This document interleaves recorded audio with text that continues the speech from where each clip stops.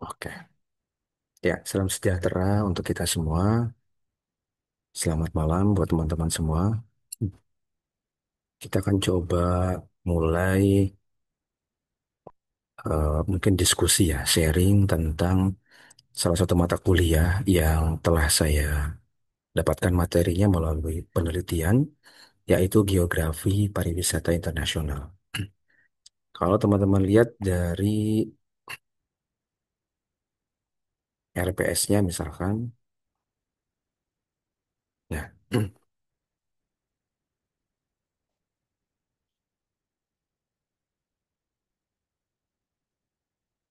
jadi ini adalah rencana pembelajaran semester dari mata kuliah Geografi Pariwisata Internasional. Hmm. Kebetulan saya juga yang ngajar. Biasanya ada di semester 2 ya. Saya nggak tahu teman-teman sudah dapat mata kuliah atau belum.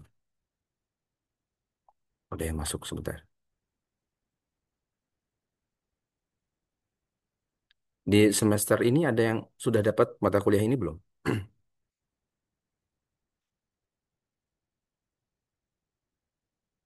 Belum, Pak. Oh, belum ya. Oh, mungkin digeser semesternya sepertinya. Oke. Wah, ini sudah mulai banyak yang masuk. Oke. Nah, mata kuliah ini tujuannya sebenarnya adalah untuk melihat pariwisata sebagai salah satu kajian yang eh, ada dalam variasi ruangan. Jadi bentuknya spasial. Ya, kalau kita ingat pelajaran geografi mungkin waktu SMA, kita akan melihat satu wilayah, ada batas delinasinya, kemudian batas-batas wilayah, kemudian mungkin ruangan di situ ya. Jadi bentuknya kewilayahan, mungkin ada batas wilayahnya, kemudian luasan wilayahnya seperti apa. Nah, mata kuliah ini biasanya teman-teman akan mendapatkan tugas dari beberapa capaian pembelajaran. Ya, ada banyak capaian pembelajaran di mata kuliah ini. Cuma saya akan fokus pada satu saja, teman-teman. Ya, kita sambil sharing karena bentuknya ini adalah hasil penelitian. Ada yang masuk, oh sudah. Nah, satu yang akan fokus adalah capaian tentang eh, memecahkan masalah kepariwisataan menggunakan prinsip-prinsip ekowisata atau ekoturism. Nah, kemampuan yang diharapkan dari materi yang eh, keenam ini adalah teman-teman mampu memecahkan atau mencari solusi dari masalah kepariwisataan menggunakan prinsip-prinsip ekowisata. Nah, prinsip-prinsip ekowisata nanti kita akan kulas secara filosofis ya di dalam materi. Ini juga ada dalam RPS yang ada dalam tabel sini. Jadi teman-teman nanti akan coba dijelaskan tentang apa saja sih prinsip-prinsip ekowisata dalam geografi pariwisata internasional. Kemudian juga ini referensi yang bisa dicoba teman-teman baca. Tapi ini tidak perlu harus sekarang. Nanti di next pertemuan mungkin kita bisa coba telusuri ya literasi literatur-literatur yang relevan. Kemudian nanti di akhir pertemuan sekarang adalah mungkin saya coba untuk merefresh lagi materi-materi yang akan saya sampaikan. Mungkin nanti bentuknya kuis, ya teman-teman bisa mengerjakan kuis secara interaktif melalui website Quizzes atau Wayground kalau nggak salah. Dan itu bobotnya sekitar 20% dari keseluruhan nilai. Tapi ini tidak tidak apa namanya tidak berpengaruh pada mata kuliah yang asli ya. Karena ini sifatnya adalah sharing tentang hasil penelitian. Cuma kebetulan temanya memang sesuai dengan yang ada di capaian akhir atau kemampuan akhir yang diharapkan oleh mahasiswa. Oke, kita akan masuk ke materi.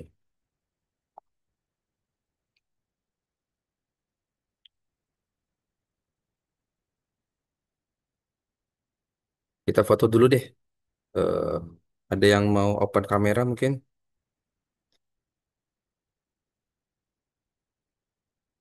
Nah, cakep sekali, Mas Gani ini. Yang lain ada yang mau open? Oke, sebentar tahan ya. Satu, dua, tiga. Cakep. Sip.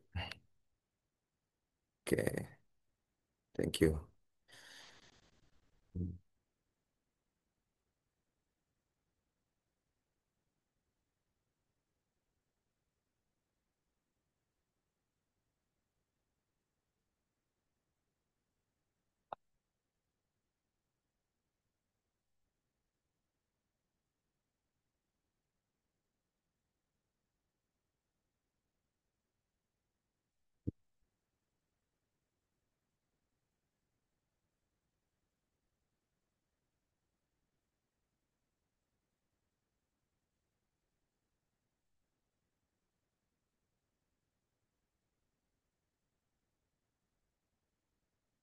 Oke, jadi eh, tadi berdasarkan CPMK ataupun mungkin kemampuan akhir yang diharapkan dari salah satu materi mata kuliah ini, yaitu mata kuliah Geografi Pariwisata Internasional adalah teman-teman mampu memecahkan masalah kepariwisataan menggunakan prinsip-prinsip ekowisata.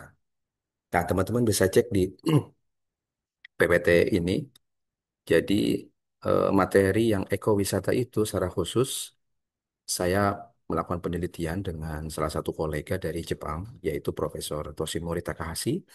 Dan materi ini juga sudah dipresentasikan pada seminar internasional namanya Biodiversity, Conservation, and Ecotourism ya tahun 2025 di Yogyakarta. Kemudian juga sudah dipresentasikan di Utsunomiya University di Jepang. Jadi saya sharing dengan mahasiswa undergraduate ya di sana dan responnya cukup antusias. Nah, sekarang saya ingin melihat respon dari eh, teman-teman di UPW Polnes. Apakah seantusias mahasiswa Jepang atau tidak? Nanti saya akan laporkan ke Profesor Takahashi.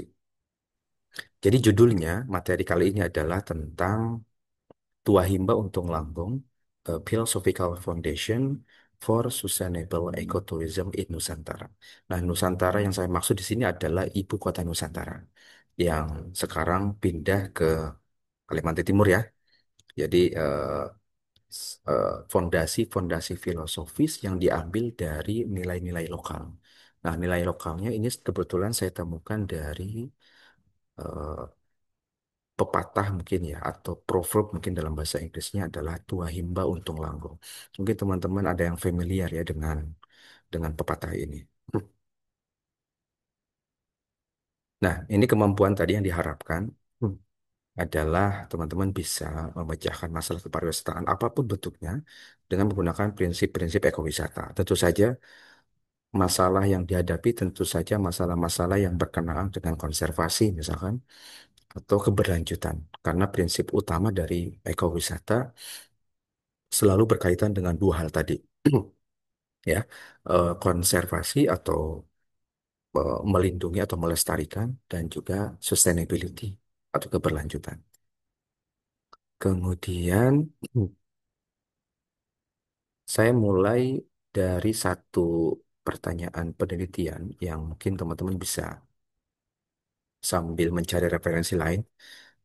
Pertanyaannya adalah what and how can Tua Himba Untung Lambung become the philosophical foundation for sustainable ecotourism in Nusantara? Jadi apa sebetulnya dan bagaimana pepatah Tua Himba Untung Lambung ini bisa menjadi landasan filosofis atau dasar filosofis untuk keberlanjutan ekowisata di IKN. Nah, kemudian saya kembangkan menjadi sebuah introduction atau mungkin bahasanya adalah latar belakang. Kita melihat bahwa tren riset tentang ekowisata itu kebanyakan fokusnya pada market segmentation atau segmentasi market. Kemudian juga banyak membahas tentang dampak-dampak ekologis dan juga partisipasi komunitas atau masyarakat dalam pengelolaan ekowisata. Selain itu, penelitian tentang landasan filosofis ekowisata ini tentunya menjadi penting. Kenapa? Karena ekowisata sebagai sebuah ilmu atau pengetahuan, dia bisa dibedah menjadi tiga perspektif dalam metode yang disebut dengan philosophical foundation. Isinya ada ontologi, kemudian epistemologi, dan juga aksiologi. Nah, teman-teman mungkin ini istilah yang baru ya dalam dunia pariwisata, karena biasanya istilah-istilah ini muncul dalam kajian-kajian filsafat. Jadi ontologi itu membahas tentang eksistensi sesuatu. Di sini tentu saja adalah eksistensi tentang ekowisata. Kemudian epistemologi itu kaitannya dengan cara eksistensi itu cara sesuatu itu bisa eksis atau bisa dijadikan sebagai sebuah pengetahuan. Mungkin dalam bahasa sederhananya adalah metode, ya, metodologinya. Kemudian aksiologi itu kaitannya dengan manfaat. Jadi nilai atau value apa yang dimiliki oleh sesuatu tadi, dalam hal ini adalah ekowisata terhadap dunia akademis atau pengetahuan gitu ya, dalam khazanah keilmuan. Nah, beruntungnya di Kutai, di wilayah Kutai, mungkin dulu itu disebut sebagai Kerajaan Kutai Martapura atau mungkin teman-teman mengenalnya sekarang adalah Kerajaan atau Kesultanan Kutai Kartanegara. Itu mereka punya pepatah yang dijadikan pedoman. Kita tahu ya Kutai itu, Kerajaan Kutai itu kan hampir menguasai 2/3 atau 2/3 dari wilayah Borneo Timur atau Kalimantan Timur. Nah, mereka punya pepatah yang mungkin teman-teman pernah temukan dalam logo Kabupaten Kutai yang dulu, yang lama, yang sebelum Kutai Kartanegara. Nah, pepatah itu namanya adalah Tua Himba Untung Langgung. Dan pepatah itu saya temukan tidak hanya di logo ternyata, tapi ada di kitab-kitab sejarah tentang Kutai. Salah satunya adalah kitab Sarasilah Kutai yang berbahasa Arab Melayu. Itu juga ada tuh tercantum pepatah itu dan bagaimana pepatah itu bisa menjadi landasan yang bagus untuk kajian-kajian ekowisata.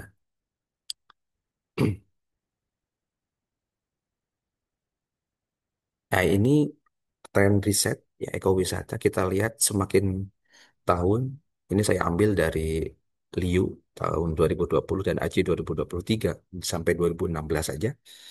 Tren riset ekowisata itu semakin meningkat, terutama yang bentuknya artikel ilmiah. Artinya ekowisata itu menarik untuk diteliti. Nah, ini sama seperti yang teman-teman kerjakan dulu ya, membuat peta animasi. Ini kita lihat jarak pemindahan ibu kota dari Jakarta ke Kalimantan Timur. Dan ini berbeda dengan negara-negara lain. Nah, jaraknya itu sampai 1.241 kilometer, teman-teman.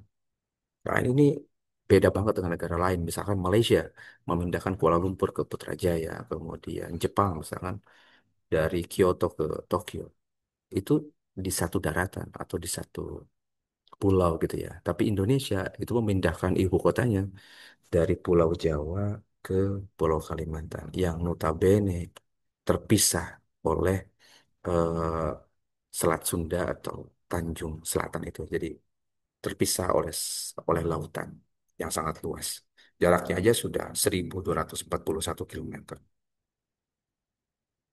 Nah, teman-teman pasti mendengar berita kan eh, bahwa tahun 2019 itu ibu kota kita memang direncanakan untuk pindah. Tapi kemudian dipending karena ada pandemi COVID. Lalu di tahun 2022 pembangunan ibu kota baru di Kalimantan Timur dimulai. Ya, dari Pulau Jawa ke Pulau Borneo itu cukup signifikan sekali. Dan sampai sekarang pembangunan masih berlanjut ya. Ini kalau kita lihat progres-progres di sana, mungkin ada di sini yang sudah berkunjung ke kawasan ibu kota Nusantara. Mungkin seperti ini atau mungkin teman-teman punya gambar-gambar yang lain yang lebih update gitu ya. Ini saya ambil dari Google. Kemudian, nah ini beberapa destinasi yang berdekatan dengan kawasan IKN. Contohnya ada KHDTK, Hutan Penelitian, kemudian ada Bukit Bangkirai, ada Teluk Balikpapan, dan juga ada Desa Mentawir.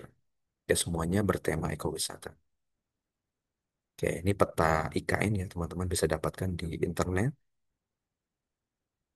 Kalau kita lihat dari peta ini, IKN itu uh, uh, membelah antara Kutai, Samarinda dengan Balikpapan. Jadi Balikpapan itu ada di ujung, sementara IKN itu ada di tengah-tengah di antara Balikpapan dan juga Samarinda. Dan kalau kita lihat dari peta ini, kawasan inti itu kebanyakan ada di Penajam Pasir Utara dan kawasan pengembangan lebih banyak ada di Kutai Kartanegara. Dan salah satu yang menjadi prioritas pembangunan IKN adalah klaster ekowisata dan wisata kebugaran atau wellness tourism. Ya, makanya ekowisata itu menjadi seharusnya gitu ya menjadi kajian yang seksi atau kajian yang menarik untuk teman-teman ya di D4 UPW misalkan atau di kampus manapun yang kaitannya dengan kajian pariwisata. Ini mungkin sekilas saja. Jadi IKN dipindahkan, ibu kota dipindahkan itu hanya bagian pemerintahannya saja ke Kalimantan Timur. Tujuannya adalah untuk pemerataan pembangunan. Di samping itu juga untuk meminimalisir populasi atau mengurai kepadatan populasi di Jakarta.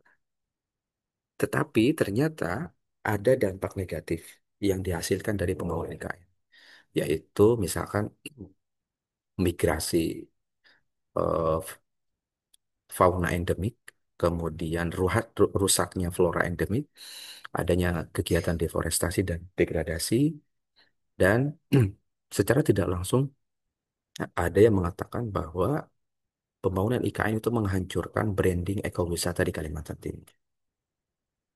Itu ya, jadi cukup paradoks nih pembangunan IKN dengan konsep ekowisata. Dan ini problem-problem yang saya temukan di lapangan.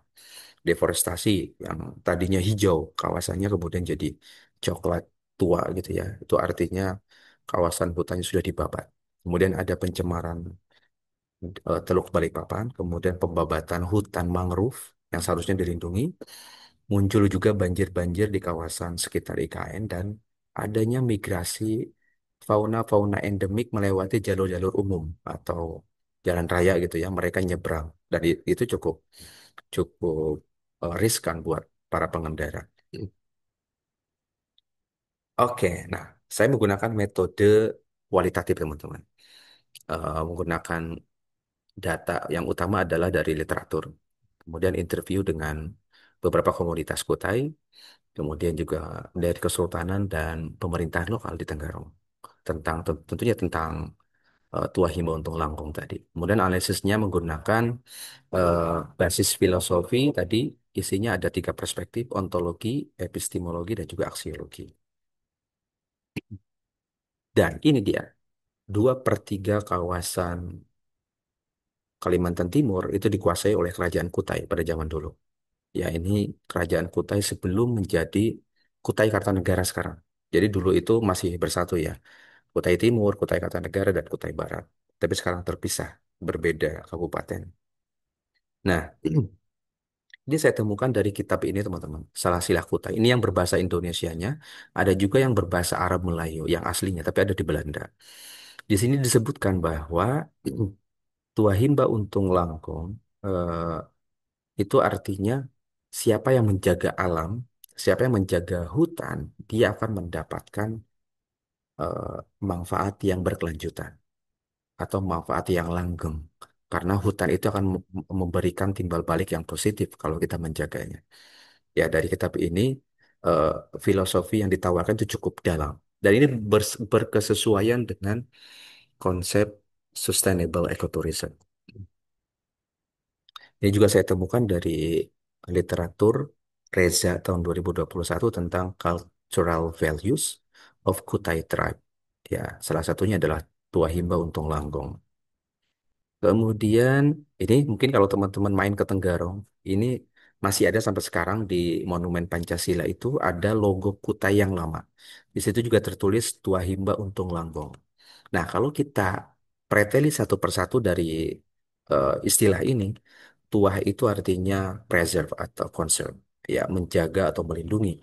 Kemudian himba itu bisa juga diartikan sebagai alam atau hutan. Nah, untung itu sama seperti bahasa Indonesia adalah keuntungan atau manfaat gitu ya. Kemudian langgong adalah sustainable atau keberlanjutan.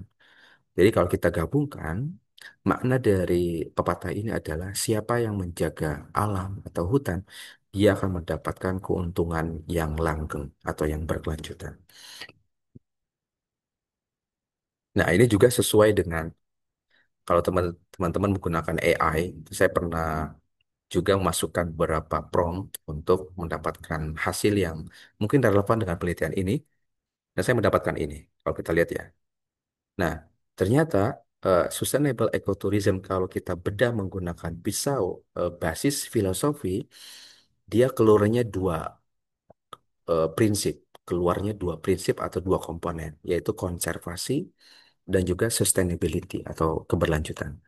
Dan dua prinsip ini ada di dalam pepatah tuah himba untung langgung. Ya, tadi kalau kita lihat tuah itu menjaga atau conserve. Kemudian langgung, langgung itu adalah langgeng atau berkelanjutan. Nah, ini sangat sesuai ini dengan landasan filosofisnya sustainable ecotourism. Jadi maknanya cukup dalam ya kalau kita bedah secara filosofis.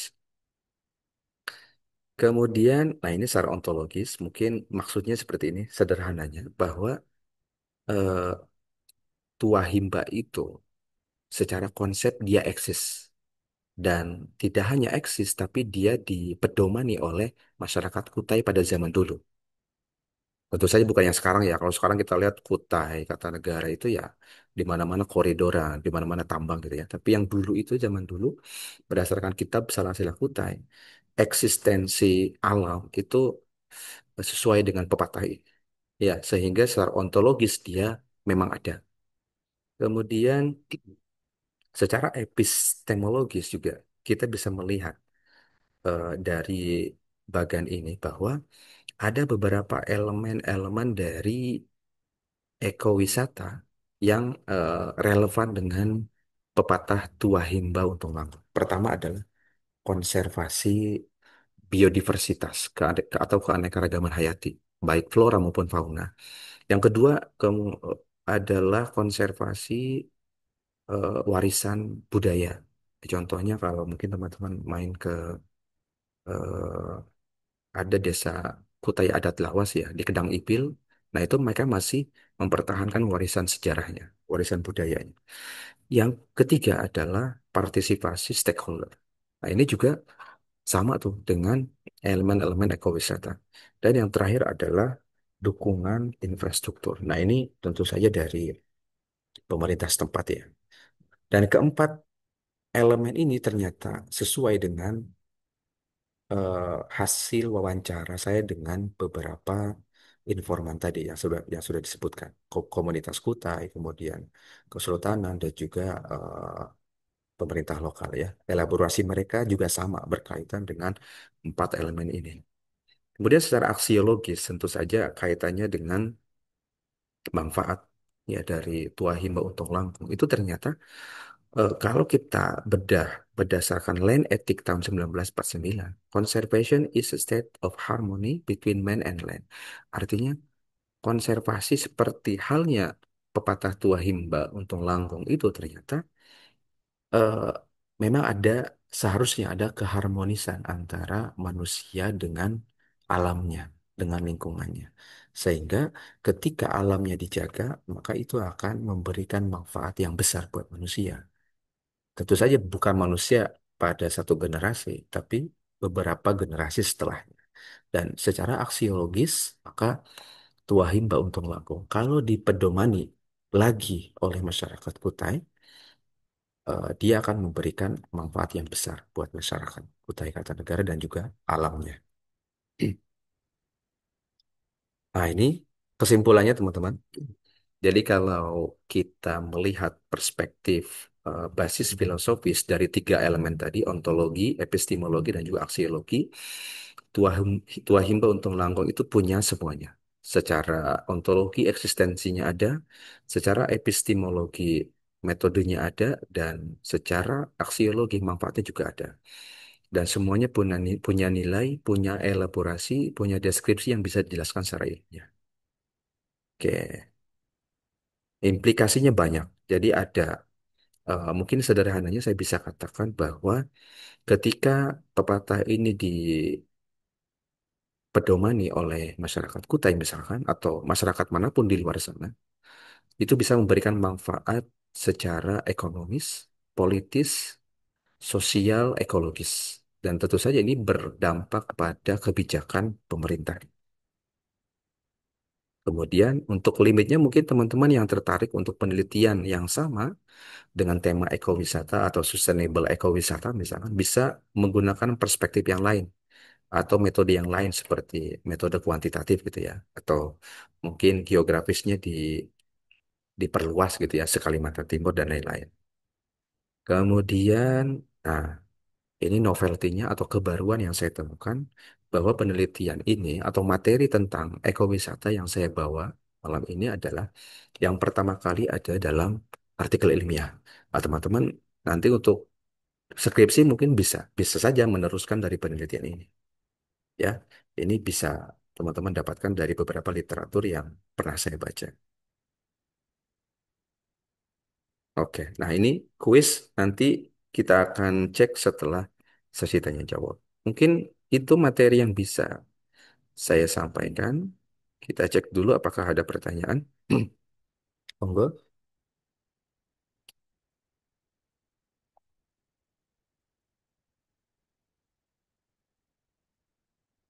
ada yang mau bertanya mungkin teman-teman?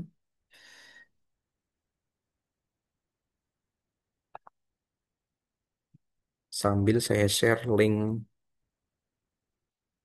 kuisnya ya.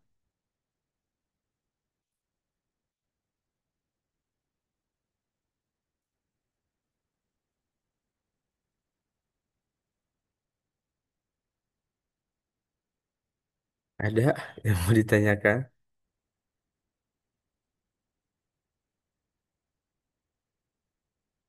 Oke, kalau nggak ada teman-teman bisa cek di grup kelas masing-masing. Itu ada kuis. Nanti isinya ada 5 sebetulnya, ada 5 soal. Tidak banyak dari apa yang saya sampaikan tadi. Kalau sudah siap, tinggal diklik saja kuisnya. Saya akan mulai dari sini secara remote. Oke, oke ya, sambil nunggu pertanyaan ya.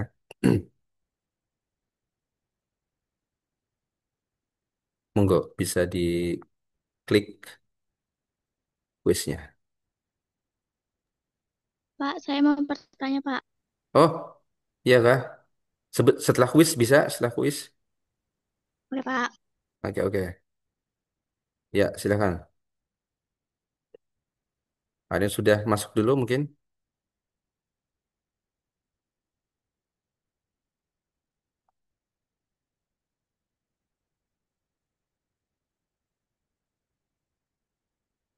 Oh, belum bisa ternyata. Oke. Hmm. Oke, teman-teman. Silakan yang mau bertanya dulu. Jaringan saya nih. Monggo, tadi siapa? Mbak Selvi ya?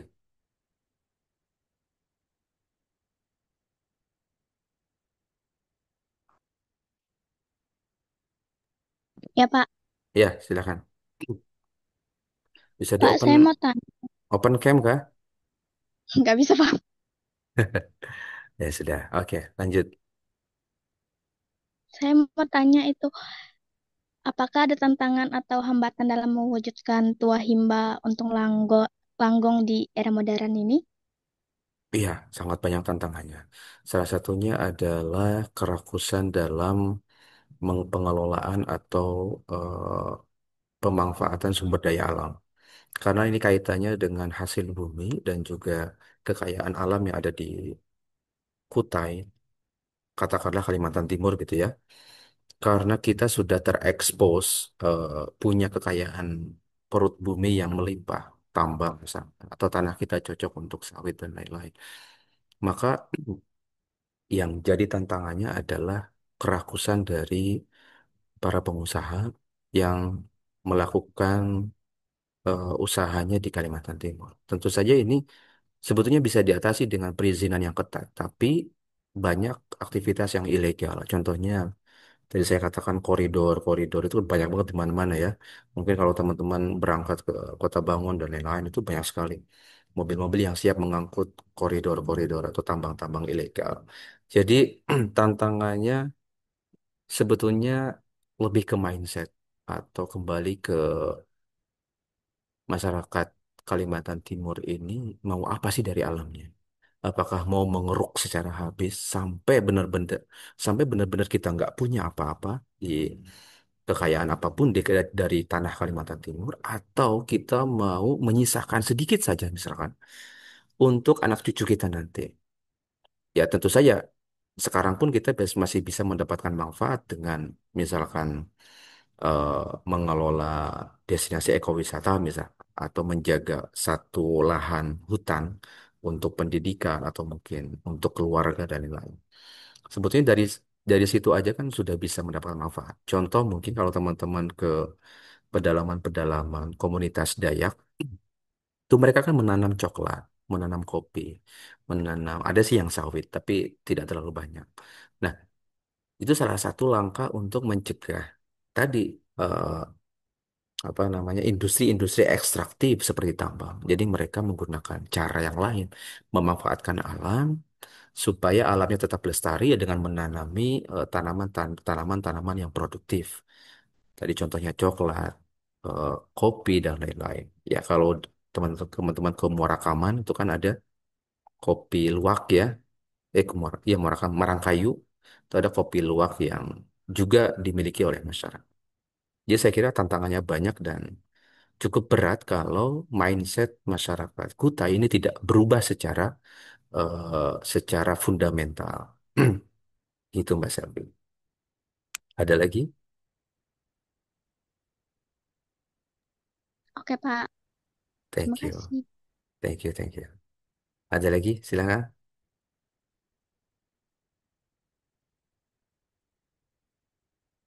Satu lagi pertanyaan mungkin.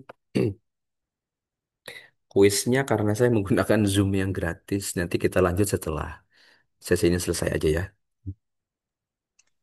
Pak, Ya. ini cara ngerjakan kuisnya gimana ya, Pak? Saya tidak bisa. Oh, nanti tinggal diklik, nanti saya buka dulu. Saya buka dulu linknya, open to all gitu misalkan. Nanti teman-teman tinggal klik. Ya nanti saya share di grup ya. Kalau sudah siap Ya, untuk kerjakan. Oke, baik, Pak. thank you. Ada lagi? Terakhir? Satu? Pak, saya mau tanya. Ya. Eh, Monggo. Tadi penelitiannya ini menggunakan metode kualitatif ya. Mm-mm. Kenapa Bapak milih buat pakai metode kualitatif? Wah, ini pertanyaan penguji nih. Oke, thank you, Mbak Griani. Kenapa saya menggunakan kualitatif? Karena yang saya cari adalah basis filosofis, dan basis filosofis itu tidak bisa menggunakan kuesioner.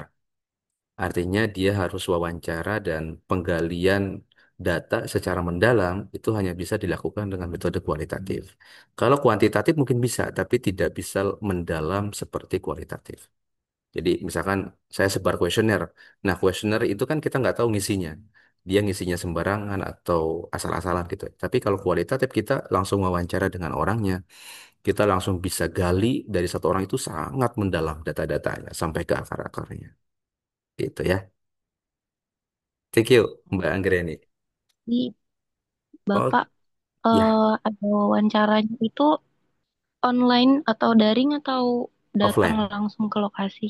Datang langsung ke Oh, lokasi. offline. Nah, oke, ini Oke. sepertinya Zoom-nya mau habis nih, teman-teman. Saya tutup dulu mungkin ya.